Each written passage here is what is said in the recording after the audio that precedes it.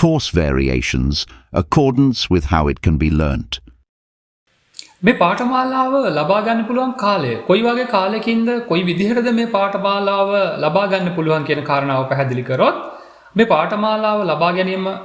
සඳහා ආකාර තුනක් පවතිනවා මේ පාඨමාලාව හදාරන්න අපේක්ෂා කරන කෙනෙක්ට මේ පාඨමාලාව අර්ධකාලීන පාඨමාලාවක් විදිහට මේ පාඨමාලාව හදාරන්න පුළුවන් දවසකට පැය 2-3 අතර කාලයක් ඉගෙන ගන්න කටයුතු සඳහා වෙන් කරන්න පුළුවන්කම තියෙන දවසේ පැය 24න් Tamanට පහසු ඕනම පැය 2-3 අතර කාලයක් යොදවන්න පුළුවන් හැකියාව තියෙන කෙනෙක්ට මේ පාඨමාලාව ලබා ගන්න පුළුවන් අර්ධකාලීන පාඨමාලාවක් විදියට ඒ වගේම පැය 24කට කියන්නේ දවසකට Tamanට පහසු ඕනම පැය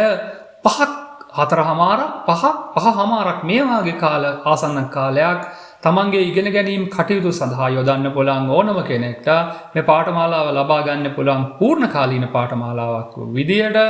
ඒ වගේම මේ පාඨමාලාව ලබා ගන්න පුළුවන්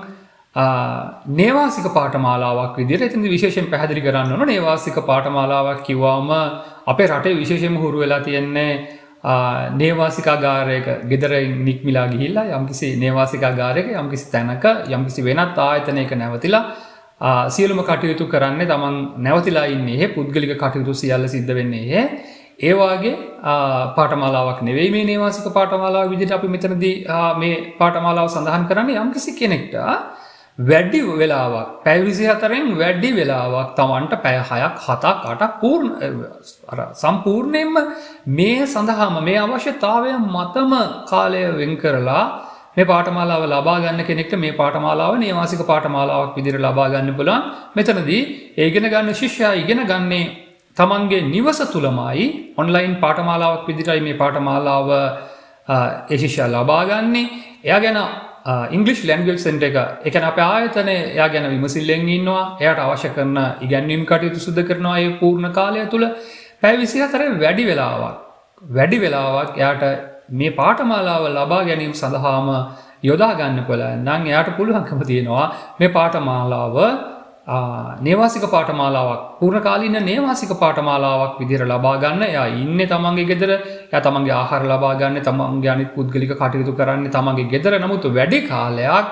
අපේ මඟ පෙන්වීම යටතේ විද්‍යාලයේ මඟ පෙන්වීම යටතේ පූර්ණ කාලීන පාඨමාලාවක් විදිහට නේවාසික පාඨමාලාවක් විදිහට යා මේ පාඨමාලාව ලබා ගන්නවා. ඒතර විශේෂත්වය තමයි කෙටි කාලයක් තුළ වේගයෙන්ම ඉගෙන ගැනීමේ අවශ්‍යතාවය තියෙන කෙනෙක්ට ඒ කියලා කියන නේවාසික පාඨමාලාවක් විදිහට පූර්ණ කාලීන නේවාසික